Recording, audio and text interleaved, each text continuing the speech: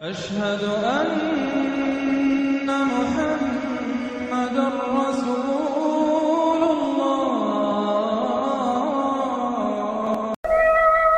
भगवान श्री कृष्ण मृत्यु लोक में अपनी लीला समाप्त कर चुके थे।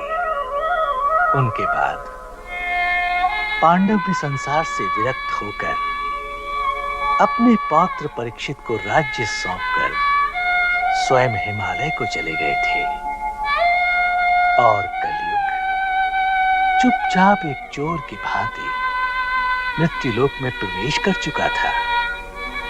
एक दिन शिकार खेलते खेलते महाराज परीक्षित जंगल में गए।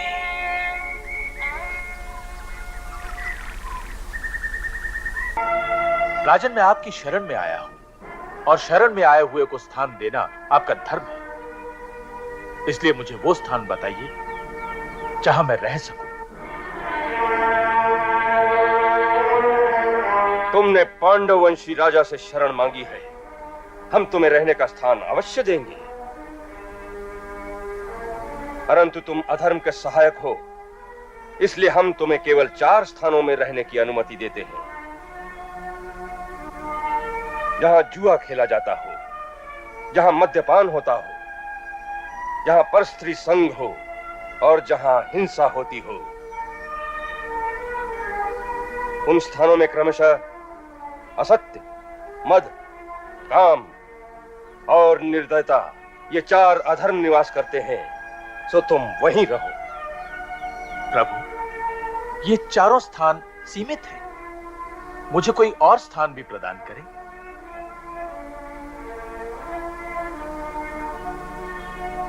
अच्छी बात है, क्योंकि धन में रजोगुण का वास है, सो तुम सोने में भी रह सकते हो। जो आज्ञा प्रभु।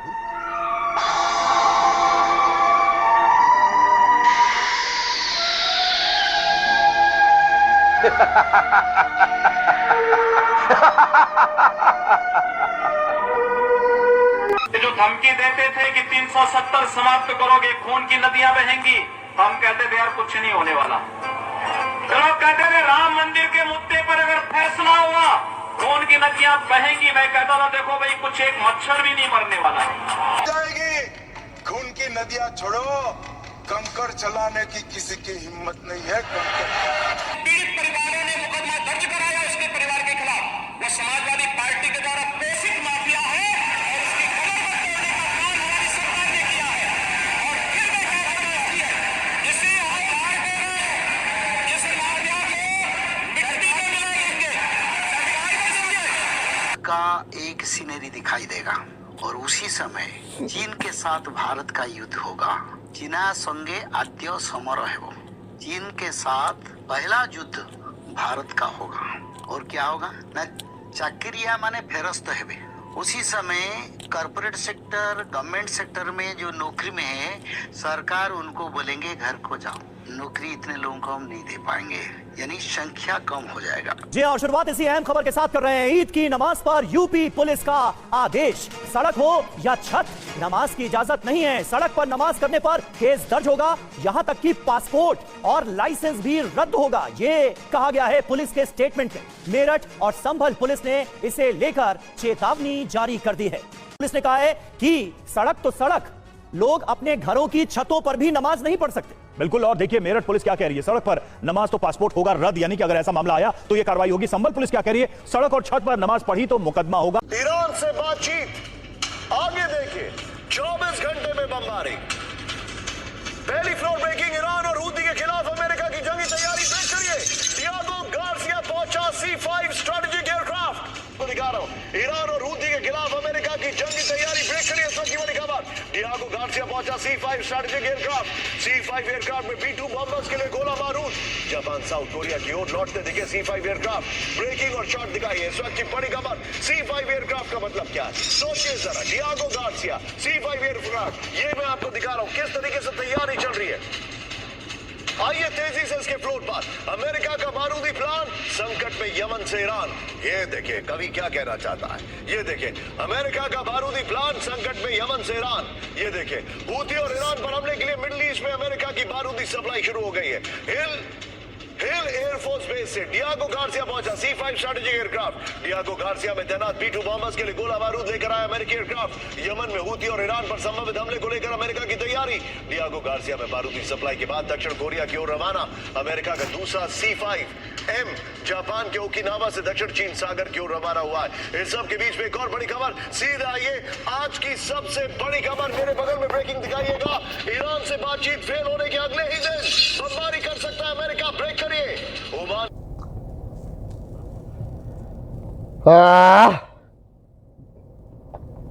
अस्सलामु अलैकुम रहमतुल्लाहि व बरकातहू। आज 18 अप्रैल है 2025, जुमा का दिन। सुबह के 9:38 हो रहे हैं, 9:40 हो रहा है। और जैसा कि मैं पहले वीडियो में आपको कुछ जज्बात से या कुछ प्यार से या कुछ ख़तरनाक से या कुछ अच्छे से या बुरे से आपको समझा रहा हूँ कि 3 चीज़ें बहुत ज़ोर शोर से अब हो रही है, होने वाली है। एक तो अमेरिका अब डरा रहा है ईरान को, और ईरान दूसरा ज़ोर शोर से नहीं डर रहा है।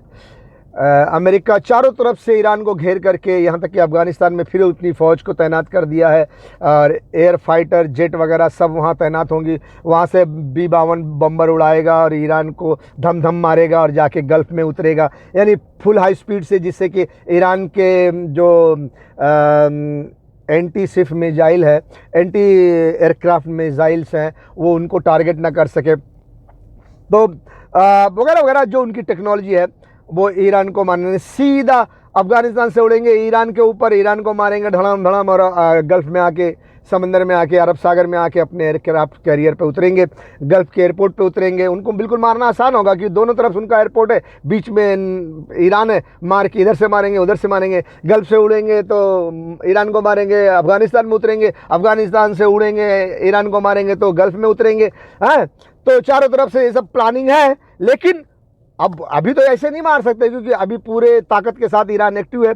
उसको डरा रहे, धमका रहे, नहीं मानेगा, वो मान भी नहीं रहा है। तो वो हिंदुस्तान को बोलेंगे, हिंदुस्तान भैया पाकिस्तान को तो मारना ही है तेरे हाथ से, वो तो पहले का प्लान है, तो तू पाकिस्तान को मार, ताकि ईरान में 2 न्यूक्लियर मिसाइल मारी जाए। और उसके बाद जब ईरान में 2 न्यूक्लियर मिसाइल गिर जाएगी तो ईरान बहुत बड़े पैमाने पर तबाह हो जाएगा। बाकी जिनकी थोड़ी बहुत हिम्मत भी बची रहेगी वो भी सुस्त हो जाएंगे। जैसे सुस्त होंगे वैसे फिर धड़ाम धड़ाम धड़ाम पूरा अमेरिका मार के ईरान को शमशान बना देगा, कब्रिस्तान बना देगा, जैसे सीरिया और क्या कहते हैं गजा को बनाया हुआ है। तो इसमें हमारे हिंदुस्तान भाइयों की बड़ी मदद होगी। अमेरिका भैया की मदद कर दो, तुमको पैसा दिया है ना, तुमको खिलाया पिलाया है ना, भैया थोड़ा साथ दे दो, हिंदुस्तान से न्यूक्लियर मार दो ईरान को। तो ये सब प्रोग्राम है। उसके लिए अभी हिंदुस्तान को जब अमेरिका ऑर्डर देगा कि भैया अब पाकिस्तान पे हमला करना, तैयार हो जाओ, तो वो कुत्ते की तरह भौंकना शुरू कर देंगे, पाकिस्तान पाकिस्तान पाकिस्तान पाकिस्तान। उसके लिए हमारे एक क्लू नज़र आ रहा है, जैसे बोलते हैं ना, जो कौन बनेगा करोड़पति में बोलते, एक सवाल करते फिर उसका कोई क्लू देते कि भैया किसी से पूछना तो पूछ लो, घर में अम्मा अब्बा को फ़ोन करके पूछ लो, कहीं ना कहीं से कोई इशारा चाहिए तो ले लो, कहीं ना कहीं से कुछ इशारेबाजी करते हैं। तो वही हिसाब से इस मामले में मैं आपको एक इशारा भी आपको देता हूँ। ये हमारे हैं, क्या नाम है इनका, इंडिया टीवी के क्या नाम है, तो भैया ये हमारे इंडिया टीवी के रजत शर्मा जी हैं, आप जानते होंगे। रजत शर्मा आपकी अदालत के बड़े सवाल जवाब करने वाले बड़कवा भैया रजत शर्मा साहब, इनको देख ले, इनको सुन लो। रजत शर्मा साहब जी कह रहे हैं कि बहुत जिगरा चाहिए, मोदी जी को बहुत बड़ा जिगरा है। उन्होंने अमेरिका से तहावुर राना को, 26/11 के कातिल को, 26/11 के गुनहगार को, तहावुर राना को हिंदुस्तान ला रहे हैं। बड़ी हिम्मत चाहिए, कब से अमेरिका से वो ये कर रहे हैं वो कर रहे हैं, तो अब वो ला रहे हैं हिंदुस्तान में तहावुर राना को।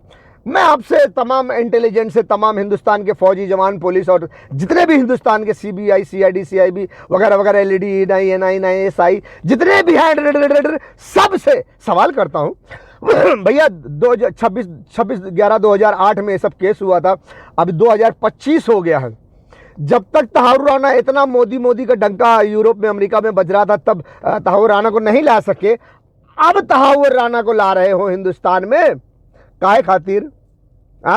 तो अब आप कहोगे यार कहाँ तहावुर राणा को ला रहे, तो मैं आपको जरा सुना देता हूँ। कुछ भी हो सकता है, ये हो सकता है तहावुर राणा को लाके हिंदुस्तान में यहाँ से खुलासा करें पाकिस्तान पाकिस्तान पाकिस्तान। वो पाकिस्तान में ऐसा हुआ था, पाकिस्तान में उसने किया था, हिंदुस्तान के ये मुसलमान, जो बीजेपी के खिलाफ जाएगा उसके नाम पे बिल फट जाएगा, ये हमारा साथ देता था, हम इसके जरिए ऐसा करते थे, उसके जरिए ऐसा करते थे।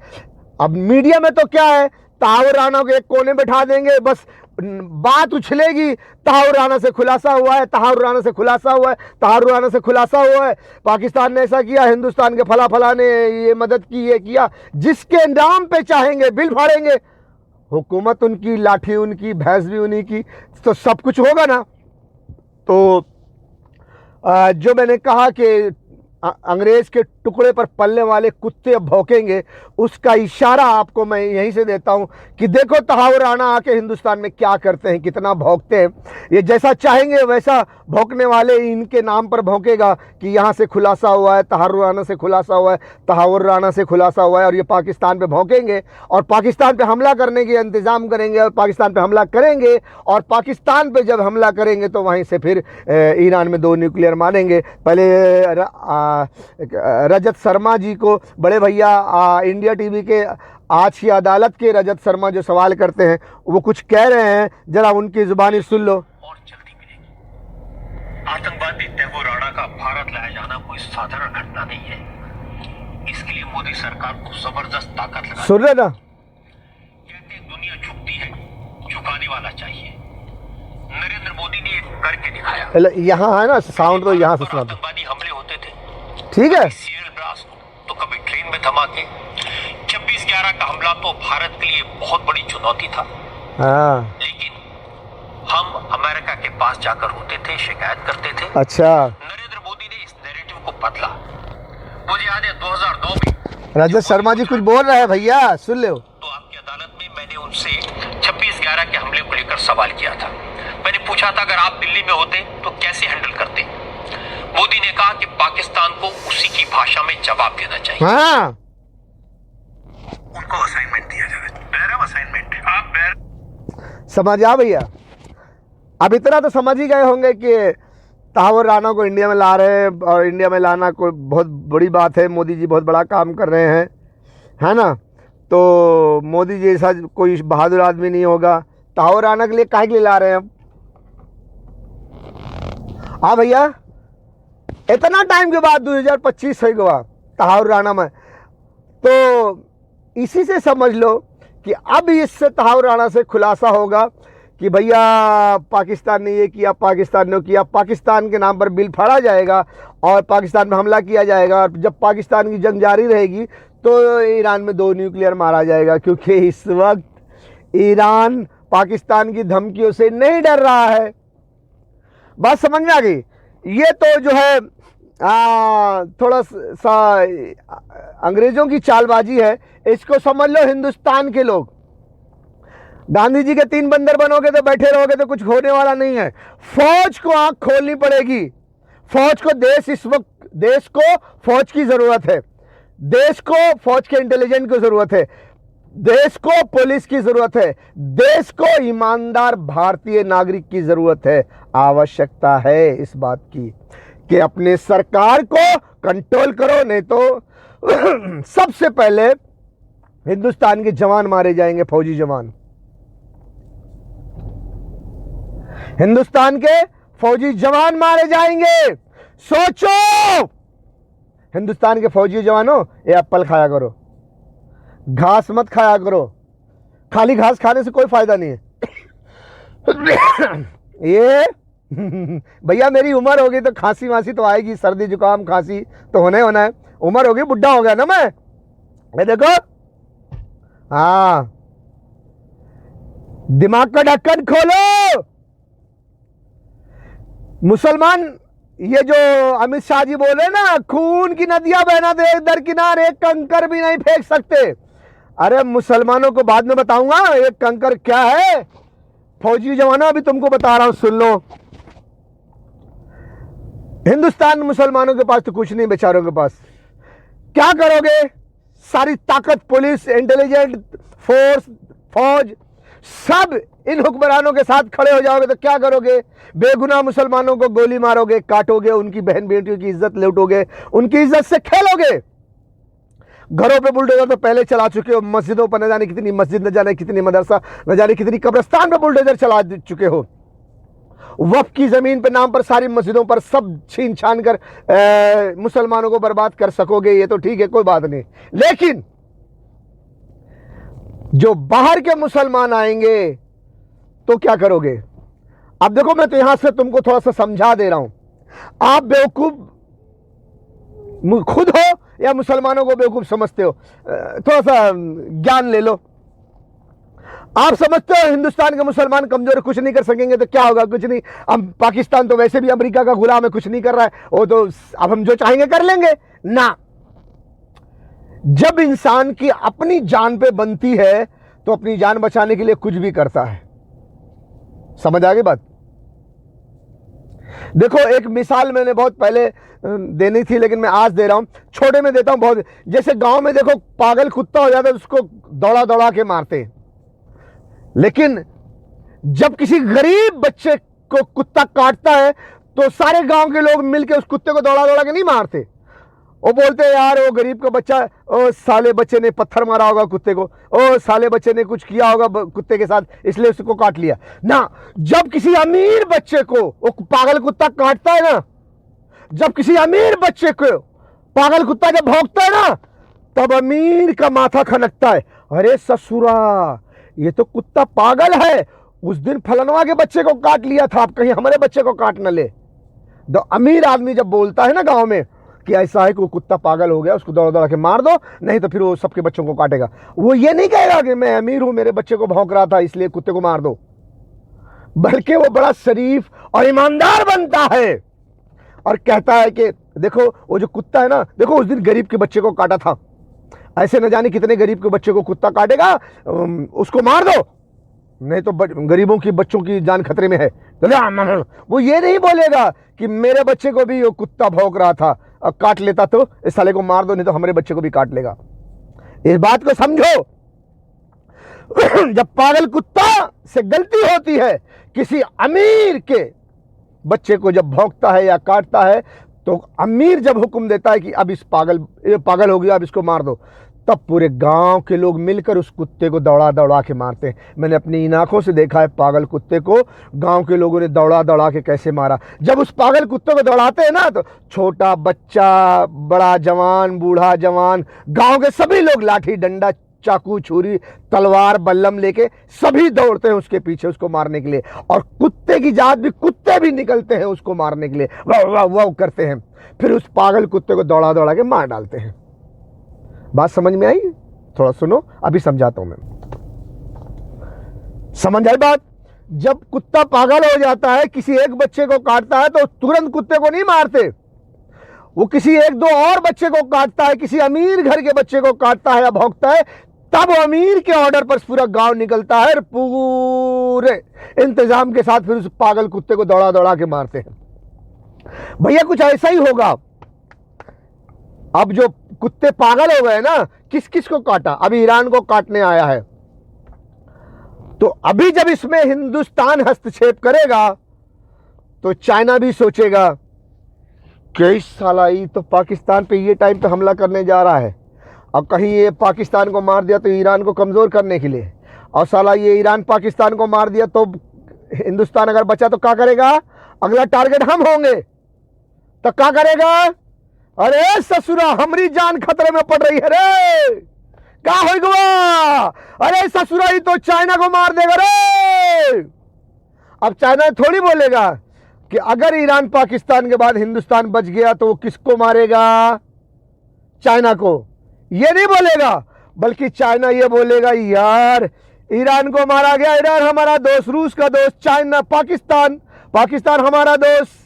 चाइना बोलेगा पाकिस्तान को, हम तुम्हारे साथ हैं, टेंशन मत लो, चलो आगे बढ़ो। क्यों? चाइना को पता चल जाएगा कि ईरान पाकिस्तान के बस अब मेरा नंबर है। क्यों?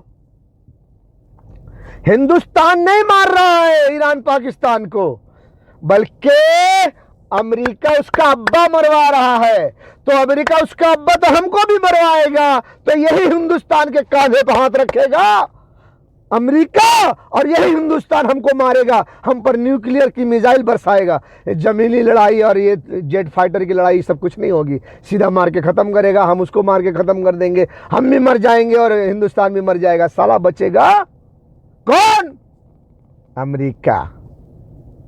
ये बतिया समझ में आ जाएगा धीरे धीरे। तब तो जान पर खेलेगा और पाकिस्तान को बोलेगा चलो निकलो, पागल कुत्ता को दौड़ा दौड़ा के मारेंगे, कुत्ता पागल हो गया है। अब जाहिर सी बात है ना, कुत्ता पागल हो गया, अब इसको मारो, नहीं तो सबको एक काट खाएगा। तब चाइना निकलेगा, तो चाइना के साथ रूस भी निकलेगा, रूस के साथ नॉर्थ कोरिया भी निकलेगा, फिर ईरान, पाकिस्तान, तुर्की और अफगानिस्तान और टोटल 13 मुल्क मुसलमानों के लेकर चाइना हिंदुस्तान पे हमला करेगा। रूस पीछे रहेगा, लेकिन वो चाहेगा कि हिंदुस्तान को मारो। क्यों? बताता हूं मैं क्यों क्यों क्यों। सोचो सोचो।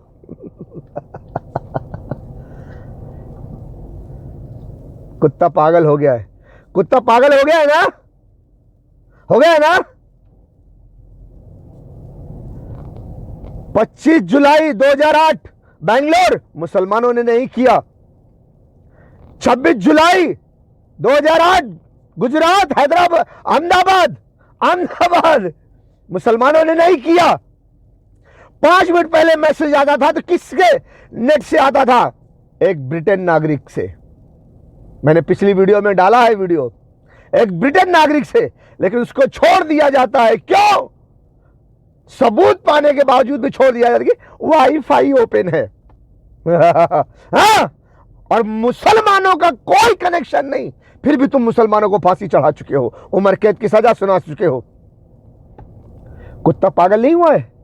बेखता कसूर मुसलमानों को आपने फांसी दी, उम्र कैद की सजा दी। 13 सितंबर दिल्ली में मुसलमानों को ही आपने सजा दी है। 26/11 में सब में अमेरिका का हाथ है, सब में। डेविड हेडली, ताहिर राणा सब अमेरिका में पाए जाते हैं। उनके नाम के माथे पर पाकिस्तान लिखा हुआ है तो क्या हुआ? काम तो अमेरिका के लिए कर रहे हैं। समझो, अगर नहीं समझते तो सही है ना कि कुत्ता पागल हो गया है, समझने के काबिल नहीं है। ये कुत्ता पागल हो गया है, पाकिस्तान को भी मारेगा, ईरान को भी मारेगा, बाद में चाइना को भी मारेगा। इसको मुसलमानों के 13 मुल्क मिलकर इसको मार डालो, नहीं तो सबको काट खाएगा ये, है ना। हिंदुस्तान के फौजियों, ये भ्रष्ट हो गई है क्या? तुम क्या समझते हो दुनिया भर के मुसलमान बेवकूफ है?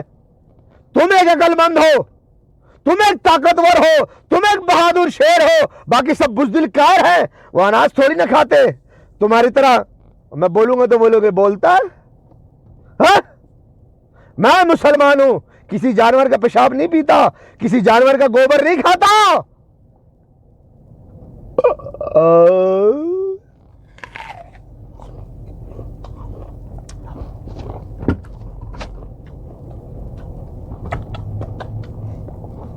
एप्पल खाता हूं, एप्पल।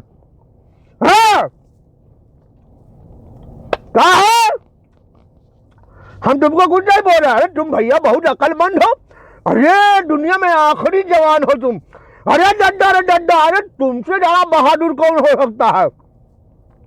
तुमने सिकंदर आजम को शिकस्त दी, तुमने मुगल आजम को शिकस्त दी, तुमने अंग्रेजों को शिकस्त दी। अरे दैया, तुमसे बहादुर।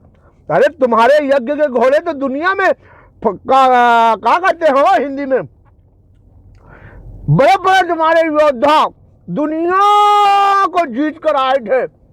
हमरे प्रवीण चौकड़िया भैया बोलते हैं कि हमारे यज्ञ के घोड़े दुनिया में घूम के आए थे और सब कब्जा करके आए थे, बाद में छोड़ दिए थे।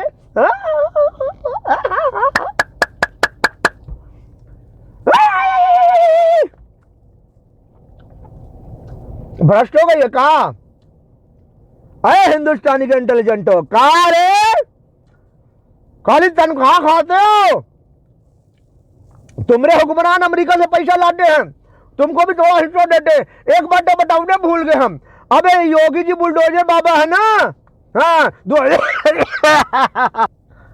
हाँ बाबू, तुमने बुलडोजर बाबा है ना 2025 और 26 का बजट पेश किया है। अरे भैया 8,08,736 करोड़। और 9 टीवी में, टीवी 9 में बताया था कि बहुत दुनिया के कुछ देश का नाम लेकर बताया था कि ये देश का पूरा बजट इतना नहीं है जितना खाली उत्तर प्रदेश का है। हमारे योगी जी भैया इतना बड़े हैं। अरे काहे को? तुम्हारे हिंदू के भगवत गीता में लिखा हुआ हो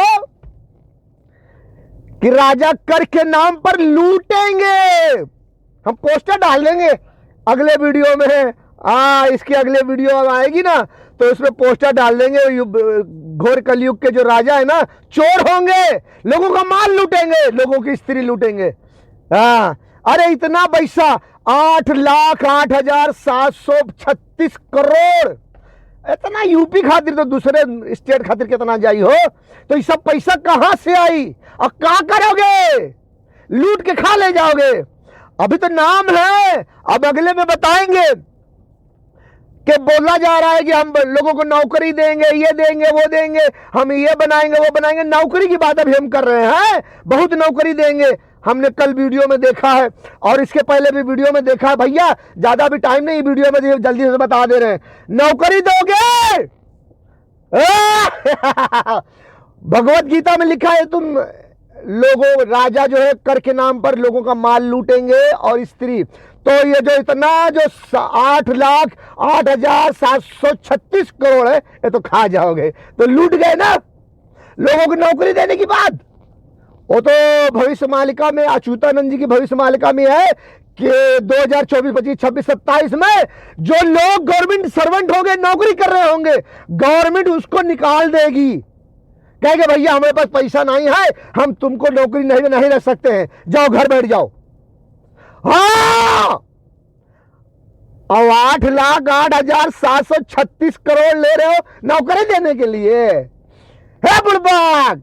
अरे कौन पूछेगा ना हुकूमत से कि साला इतना पैसा बजट में लिए का कह दिए, अब नौकरी से काहे निकाला था हुआ? आज जो पूछियो के पछवाड़े में डंडा पड़ी। हाँ कले अगली वीडियो में बोला था, सुना फौजी जवानों, क्योंकि ईरान पर डायरेक्ट अमेरिका इजराइल हमला नहीं कर सकते। अगर वो करते हैं डायरेक्ट ईरान पर हमला तो ईरान पहली फुर्सत में इजराइल का नामो निशान मिटा देगा। इतनी मिसाइल्स उसके पास, इतने हथियार हैं। और वो इजराइल भी जानता है, अमेरिका भी जानता है, ब्रिटेन फ्रांस सभी जानते हैं, ऑस्ट्रेलिया भी जानता है। इसीलिए डायरेक्ट ईरान पर हमला कोई नहीं करेगा। क्यों? इजराइल खत्म हो जाएगा, इजराइल को सेफ करना है। इसलिए ईरान को हिंदुस्तान से मारा जाए, हिंदुस्तान को इस्तेमाल करके ईरान को मारा जाए, ताकि ईरान अगर कोई जवाबी कार्रवाई करे तो वो हिंदुस्तान में करे, इजराइल सेफ रहे। इसीलिए ईरान को मारने के लिए हिंदुस्तान को चुना गया है। इन लाशों को, गोश्त के टुकड़ों को देखकर तुम्हें गैरत क्यों नहीं आती? तुम कैसे सोते हो? तुम कैसे पीते हो? तुम कैसे खाते हो? तुम कैसे जिंदगी गुजारते हो? ए बेगैरतों, ए जर्देलों, ए हुक्मरानों, तुम कब जागोगे? कब जागोगे? ए बेगैरत हुक्मरानों, इन लाशों को, गोश्त के टुकड़ों को देखकर तुम्हें गैरत क्यों नहीं आती? तुम कैसे सोते हो? तुम कैसे पीते हो? तुम कैसे खाते हो? तुम कैसे जिंदगी गुजारते हो? ए बेगैरतों, ए जर्देलों, ए हुक्मरानों, तुम कब जागोगे? कब जागोगे? वो बेचारे फरियाद कर रहे हैं, बुला रहे हैं तुम्हें। कोई हाफिज कुरान आर्मी चीफ साहब, रसूलुल्लाह की उम्मत कट रही है, लोग उनके आज़ा के टुकड़े चादर में समेट रहे हैं।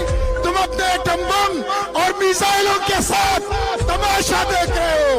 हमसे बर्दाश्त नहीं हो सकता, हम ये नहीं देख सकते, हम ये बर्दाश्त नहीं कर सकते। जुर्रत करो